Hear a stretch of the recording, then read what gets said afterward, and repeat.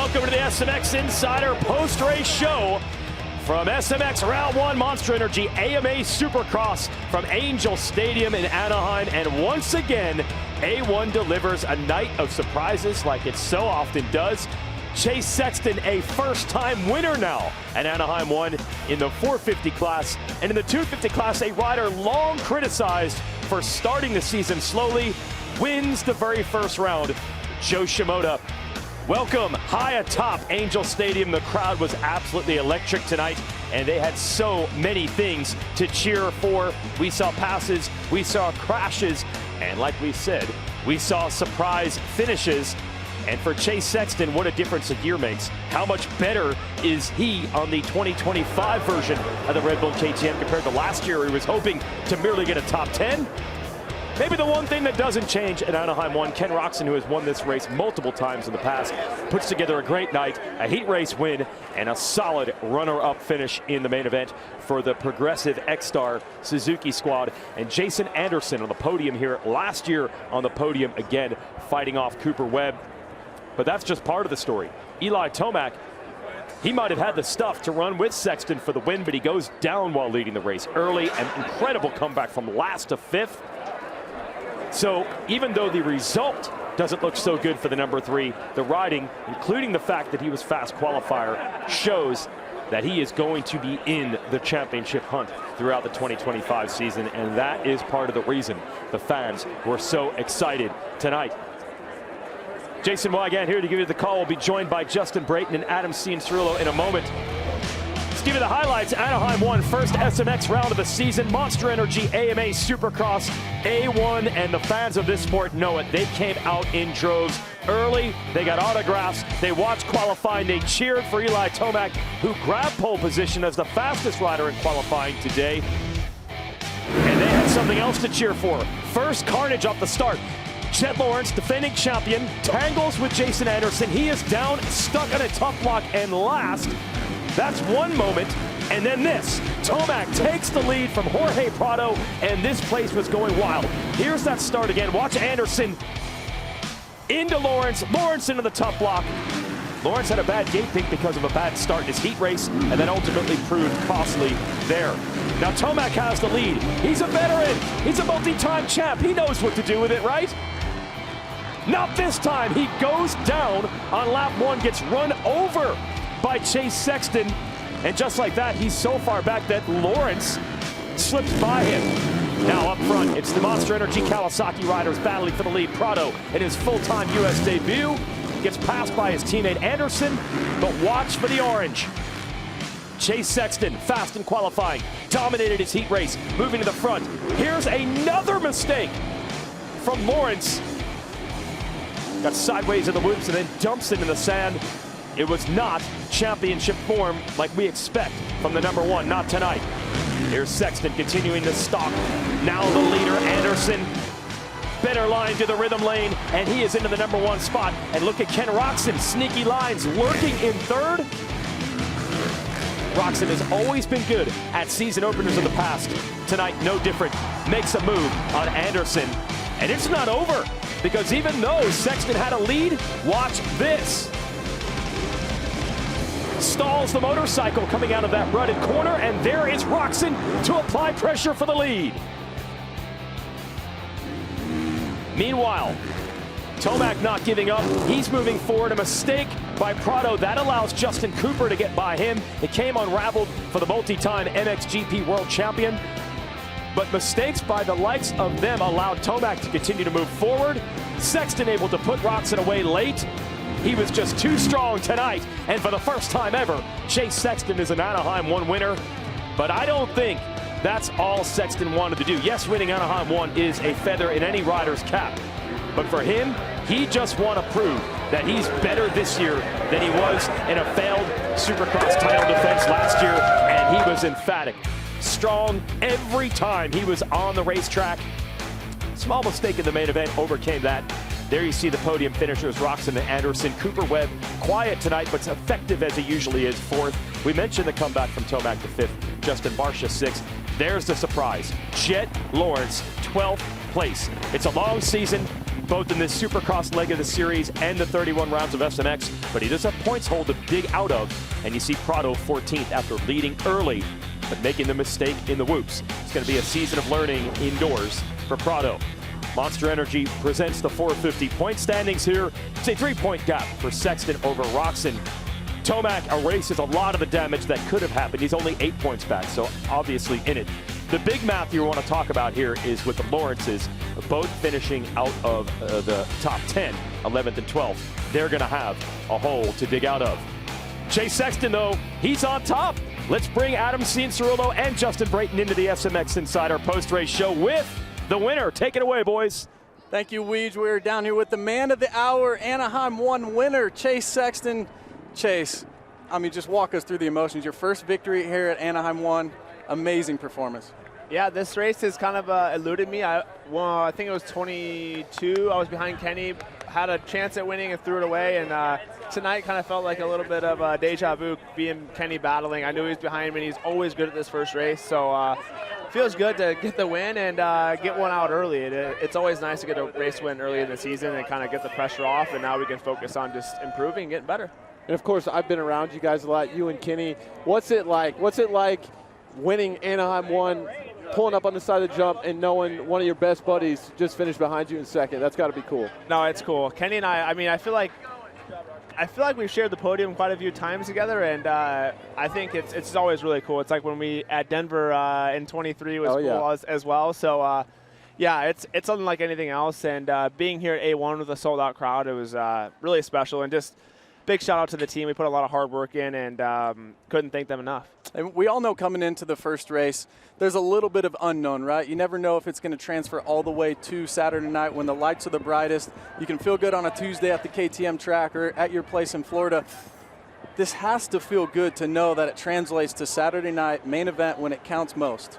Yeah, like I said, I kind of, at this point, I'm 25 years old, and this is my 8th season, so I kind of know what to expect on race day as far as how the track breaks down and stuff like that, just getting older and kind of adapting to that, but also you never really know until you get there. So I had a feeling we did a big test on Monday with KTM and made some big improvements, and then rode Tuesday barely because it was super windy, and yeah, came here, press day felt good, and made some small adjustments today, but nothing crazy, and kept the fork and the shock on the bike for the most part, which is good.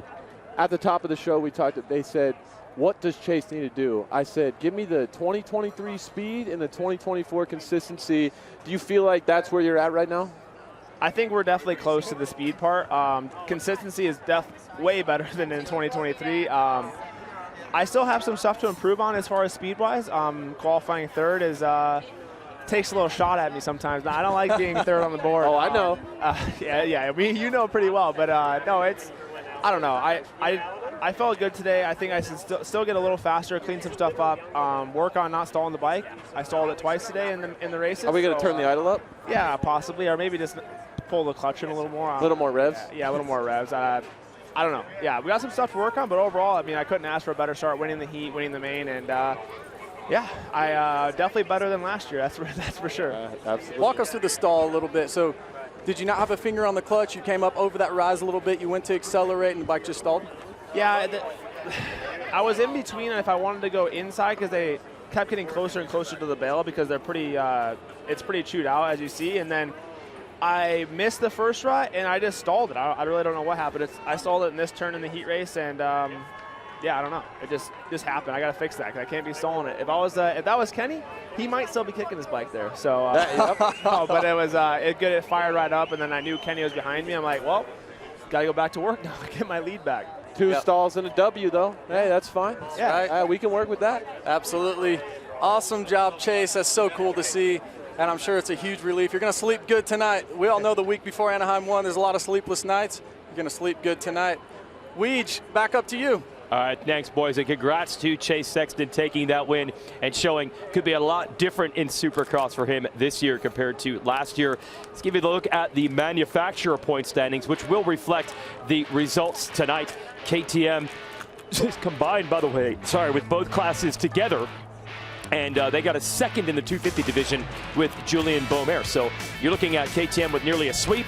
Honda, Yamaha, Gas, Kawasaki's top 5. But it's early days in the manufacturer points and in the championship chase as well. But even though it's early, we have a whole lot to talk about. So I'm going to send it back up to the booth with Lee Diffie, Ricky Carmichael, and James Stewart, who was buzzing quite a bit about a certain rider coming into this race. And he's the winner. Boys, what do you think? Weege, how long have we got to talk? There's so much to talk about, right? So many things happened in that 450 main. For you, what's the biggest? Was it that unreal display from Chase Sexton, or was it the surprise and the shock of Jet Lawrence?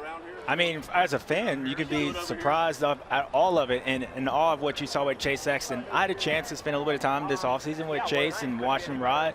That's what I saw at the test track, and that's why I was coming here like, man, if he gets out front, he's going to walk away from these guys. I see it, and to me, he was able to win the second round last year, and he's talking about getting the one out of the way, confidence. Well, he won the second race last year, and it just shows you where he's at mentally on that motorcycle, where he feels like it. And I hear his comments. That dude got some confidence, I'm telling you right now. Confidence, second season with the team, Ricky. On the flip side, let's talk about the reigning champion, Jet Lawrence. And the reason I bring that up is it was his worst 450 result. He's never finished outside the top 10 in Supercross on a 450. Back in 2002, you had a nightmare night here in A1. You still went on to win the championship. You had a similar story too, by the way, but you did that. So what does Jet Lawrence have to do from this point forward? Well, overall, I thought he didn't look good at all. I don't think his bike looked good at all. He wasn't comfortable. He couldn't push it. And you watch, like what James was talking about, Chase Sexton. I mean, he could push. Eli could push. Kenny looked great. Eli and Chase were my two favorites. They looked phenomenal. I think that the Lawrence brothers and that HRC Factory Honda team have a lot of work to do, and they better get it done fast because they spotted Chase and Eli a lot of points, and it's going to be tough to make those, those points up. And what I'm concerned for those guys with is their starts. That HRC team had those starts dialed all last year, and they got lackluster starts tonight. I normally don't put a lot of stock into A1. I love the excitement about it, but there's so much racing left that I'm going to give them a little bit of grace, but at the same time, they got some work to do. One side of the HRC garage did, though. That was Joe Shimoda. He got a good start. Yeah, totally. That was totally. in the 250. Yeah. So let's take a look at the SMX playoffs and the dates, because it was announced just yesterday. And if you haven't seen the news yet, if you live anywhere in the Charlotte metro area near Concord, or you can travel, it's not too far away. We're back to ZMAX Dragway for the first. The Dome at America's Center at St. Louis, that's something different for the third year of the SMX playoffs. And the World Championship finale will return under the lights at the Strip at Las Vegas Motor Speedway. It's going to be another fun time, Weege, but that's all the way at the end of the year. We're looking to September for that. Yeah, thanks, Lee. We just hope that the 31st race is as good as the first, because there is so much to talk about. Great job in the booth tonight, boys. We'll take it from here at the desk. Adam and Justin joining myself back here again. So you picked up the vibes there from Chase Sexton, and that was exciting. Adam, I feel like winning Anaheim 1 is always big no matter what, but that to me seems even bigger, knowing the struggles he had last year, knowing that he thought he was going to make gains, and now, I know it's only one race, but it looks like that is reality. 100%. And I think for him ending in Vegas, the SuperMotocross playoffs, how he did to come out here to respond that way. And you just had this sense about Chase Sexton all day. He just looked like he was in complete control. And this is a great way to start. Of course, not a great night for Jet Lawrence. Great night for Chase. Good way to get this series rolling. And what we didn't get to settle was, you could argue that maybe Eli Tomac might have been as fast as Chase Sexton. We could have had a battle royale. Didn't happen, but Eli has some positive notes as well. Absolutely, there's definitely some positives, but I think there's two sides of the story for Eli Tomac. The what could have been, and also he had a great ride from behind. Yeah. There's a lot to take in that. I think he leaves here with a lot of confidence. Going back to qualifying, he's got a ton of speed. His starts were pretty good. Main event, going down. Unfortunate, that's racing, but still coming back to finish in a great spot. Collect some good points. Yeah, if you're a Tomac fan, you've got some things to be happy about. Let's go to the highlights of the 250 division tonight, and we'll talk about a night of surprises there as well. Here are your 250 highlights from Anaheim 1. A lot of buzz about Hayden Deegan going to race west for the first time, and a rider that he was expected to battle for the championship, Levi Kitchen, out with illness, is not going to race west. He's going to go east. So it looks like Deegan is the odds-on favorite, right? Well, Adam, that's why they were on the races. Not the start that Deegan and a lot of riders wanted. And this is why Supercross is Supercross. You get a bad jump just like that. All day he was in control, put yourself in position, goes down. All of a sudden you're visorless, confused, and at the back of the field to start the championship. Yeah, let's take through. What do you see here, JB? Yeah, just some chaos to start this first lap. Obviously, Hayden didn't get a good jump out of that gate, goes down, and that's what, you just put yourself in a bad position, right? And great comeback, but also a just unfortunate circumstance, right? But this guy, we've talked about it a lot. Off to a strong start, he's got to be better. Came out swinging here today. Awesome to start the championship like that. Yeah, Joe Shimoda out front early on the Honda. Then Jordan Smith battling for a podium. Goes down, Adam. Yeah, and it looks like he just caught that rock there on the inside. We also saw in the 450s Chase have a little problem there. These tight sections can catch you off guard. Sometimes you're not really thinking about it, and just like that, something happens. Here's Deegan on a march forward. It's a points salvage race now. Getting around Styles. Robertson would eventually get up around the top 5 with these moves, JB. Yeah, he was a man on a mission, but also kind of was patient through the pack. AC and I were calling it live to the house here at Anaheim Stadium, and he was really patient, but also aggressive at the same time. I like to see that maturity.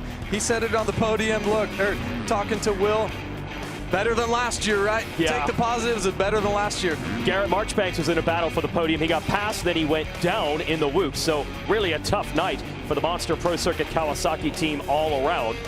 And then Jordan Smith not giving up. Ryder DeFrancesco riding well, but this is right down to the wire, and Smith steals a podium from him, Adam. The crafty veteran.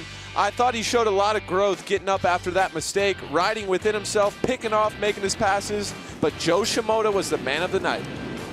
Juju Beaumer rode well second the whole time, pressured Shimoda, but Joe never made the mistake. And after all the criticism of he starts the championship too slow, he wins. Here is Deegan banging bars with Cody's shock on the last lap and a conch pass. This shot goes up the inside, last-ditch effort. Oh, almost hits Deegan. Hayden was able to get 5th in that race, a top 5 shot, slides back to 6th, but what a moment for this guy. So pumped for him and the team. Joe Shimoda, hey, he answered a lot of criticism in that ride, that's for sure. He did. And I mentioned Beaumer because we really didn't see him much in the highlights. It was a good, solid run for him in second. His career best, I believe, was a 6th before tonight. His second pro season, he is second. You saw Smith and DeFrancesco battling. Deegan 5th, as mentioned, ahead of Schock. Burden, Davies, Marchbanks after the crash, and Thompson rounded out the top 10. So a couple other riders to note there. Avery Long, that was his first career Supercross, turning pro. He finishes up in 12th. And Jet Reynolds, who was caught up in the same mess as Deegan early, ends up in the 22nd position. Here's the real story. The points, Monster Energy bringing you the point standings here. Deegan is able to salvage enough. He's only down by 8. So really math-wise, plenty of time for him to catch up. But the confidence that some of these other riders got, Shimoda and Juju in second, it's got to be impressive. Will Kristen caught up with the runner-up, Julian Beaumer. And I have Julian Beaumer with me now. Juju, what an incredible day for you. A1 is this anomaly. We've talked about it all night long. You guys put in so much work in the off-season, but you don't really know where you line up until that gate drops there tonight. And for you, you told me on the podium there, this is confirmation of all the work that's gone in. So just talk to me about that. It's not just yourself. We've just spoken to Chase. We've heard from him. Just talk to me about Red Bull KTM and everything that's gone on in this off-season. Yeah, we put in a lot of work this offseason. I think the whole team, we came into this first round really happy. Our bike was amazing. It was amazing every day, and we were in a really good spot coming in. So I think the biggest thing for us was to show that that work we put in, and I think the team definitely made a statement tonight. And what's it like for you to be a part of that? Because that stuff is you know, it spreads through the whole team, right? And there's been some hardships for Red Bull KTM. It's you guys have been through some stuff over the last kind of year or so. So what's it like for you to be a part of that and watch this and kick off the season like that, knowing what could potentially be ahead here? Yeah, for sure. I think it's really good for the team and really good for us. Obviously, Chase winning the 450 class and me second tonight. So I think I'm in a good spot. I really like the bike, and I'm fit, ready to go. So I'm ready to fight for this championship, and we'll see how we end up. Now, obviously, Levi Kitchen, unfortunately, out there with sickness. We've heard that he's now going to move to the East Coast. How does that shift things for you? Do you now look at this a little bit differently, or does it kind of work as usual? Nah, I think it works as usual. We're here to win, and that's it. So I think either way, whether Levi was here or not, we're trying to win, and that goal's not going to change. Now, you like to be under the radar. You've told me you like to be under the radar before. Should you be, Julian, or are you a guy now who do you think after this A1 performance now everyone's going to be looking at you expecting more? I mean, yeah, obviously you come out here at A1 and you ride like I felt like I rode tonight. There's going to be some eyes, and the expectation's going to go up. But for myself, I think I expected to do this, and I expect to do it more often. So the plan is to go out there and keep doing it. Well, you get to try it again in just 1 week. So congratulations on today, and we'll see you in San Diego next weekend. Thank you. See you in San Diego. And thank you, Will. So that is the big question with Kitchen out and so much hype around Deegan, the two-time SMX world champion. We were wondering who could battle him. We know that Juju and Joe have talent, but I think the question was, could they bring it on Saturday night? And they did. Of course they did, yeah. And Julian Beaumer, he's an interesting one. Young kid, kind of stoic, looks like a grinder working with Davey Millsaps. I can see a lot of growth, I think, in the whoops tonight, Justin. He was unbelievable in the whoops. Big improvement from year one. Jordan Smith, veteran in there. And yeah, we all thought this was Deegan's night. Didn't turn out to be that way. That's Supercross. Yeah, so what does this mean for those three podium riders going forward, that little jolt of confidence there? Well, I think more of the story for Juju is the whole day that he had. Okay. The whole day, from even yesterday at press day, he looked great on the motorcycle. I thought all through qualifying fastest, faster than Hayden Deegan. None of us really had that on our bingo card when he started today. So I think the whole day that he put together is more impressive than even that second place. And you mentioned the stoic look on his face. He looks like he belongs. It doesn't look like it's a surprise. He keeps talking about winning. I think he gets a few this year. Yeah, but he's going to have to contend with Shimoda now, who's got a lot of momentum as well. And the other character in this drama every night, of course, in Monster Energy Supercross is the racetrack, and that played as big a factor as anything because Eli Tomac got caught by Anaheim. Jason Thomas is trackside with more on that. Well, coming into the section that Eli Tomac crashed on that first lap, and he shared with us over there on the podium about how devastated he was. Now, the reason he did is how slippery this racetrack got. Now, this is one of the driest Anaheim tracks that we've seen in a very long time, and as the moisture started to come up through the night, it got slipperier and slipperier, and on that first lap, Eli Tomac was pushing the envelope as hard as he possibly could, trying to build that gap. He was so excited that he got the start. He just got a little bit away from him right here, and you see how hard packed this got. You see how slippery. It's got some rock built into it as well. So as he came here, he put all that weight onto the front tire thinking it would grab and he'd keep going. As soon as it started to push, you just saw him lose traction and fall over, and that's just how tight the margins are in Monster Energy Supercross. One small mistake can be the difference between winning and losing, and it certainly was for Eli Tomac tonight. Yeah, and it speaks volumes that one of the most experienced riders out there made that mistake. Of course, this Southern California region has been rocked by the recent wildfires. If you want to support Red Cross disaster relief for the donation, you can visit redcross.org or call 1-800-RED-CROSS or text the word Red Cross to 90999 and make a $10 donation. There's a lot of people in this area who could certainly benefit from that. So Anaheim won. We love it, but it is finished now. We go down the road to San Diego next weekend. What are your thoughts thinking about round two and all the shakeups that we had here at round one? Well, I'm thinking for Hayden Deegan, he's got to bounce back, right? We kind of all expected him to win. He's going to be hungry. He's going to be really hungry, and I think for him, it's going to be about being within himself, too. We know he has a talent. It wasn't the result he wanted tonight, but he was able to get up in the top 5. And I think for Eli Tomac, I think he's going to want that one back. I think this one is going to haunt him for a couple days. He looked in control, looked great all day long, and I'm looking for some Eli Tomac revenge at round 2 in San Diego. Oh boy. Now on the other side of the coin, we were talking to James Stewart and Ricky Carmichael about this earlier, JB, but for Hunter Lawrence and Jet Lawrence, this is not the night they wanted at all. And yeah, there were crashes and mistakes, but it never looked great at any point. So what can you do in a week to fix these problems? Yeah, absolutely. It just seemed like for Hunter specifically, it seemed like he was fighting the bike pretty much all day long. He started out with a couple crashes on Race Day Live earlier today. Then in the heat race, he started to go backwards a little bit. Main event, he started to go backwards, then kind of regained his poise and started to go forward, but it never seemed great. Jet Lawrence, on the other hand, there was flashes of it in and amongst the races and qualifying, but it just didn't seem like the old Jet Lawrence, right? We would have him on Race Day Live. The qualifying laps that he would do last year were unbelievable, and you just knew that it was going to be a second and a half better than everybody. He threw down some heaters today, didn't even go to the top of the board. Eli Tomac was there, Chase Sexton was there, so they've got some work to do. I like what Ricky mentioned as well with the starts. That's been their strength. Yeah. They love winning from the front. They need to work on those this week. Yep, we'll see how much progress they can make in 1 week, but it's just round 1 of a very long season, and we'll show you how you can watch round 2 of SMX and Monster Energy AMA Supercross next weekend. It starts with you two, Adam and Justin, hosting Race Day Live. You can watch it on Peacock or the SMX Video Pass at 3 o'clock Eastern Time, and then we'll drop the gate and go racing at 8:30 Eastern. Again, that's Peacock. Remember, folks, we now have Telemundo Deportes with our Spanish language broadcast available in the United States. That's a great new addition for 2025. There will be a re-air on CNBC if you're the DVR setting type. Bottom line is you've got to tune in to San Diego any way you can, or come join us in person, because Anaheim 1 delivered the surprises, including Hayden Deegan going down in a great comeback. The rider they always said struggled at round 1 wins round 1. Joe Shimoda and Chase Sexton look back on Supercross championship level form with the win. Eli Tomac was fast but went down. Jet Lawrence, Hunter Lawrence got some work to do. And they're all chasing Chase as they head to round 2. We'll see you at San Diego next weekend.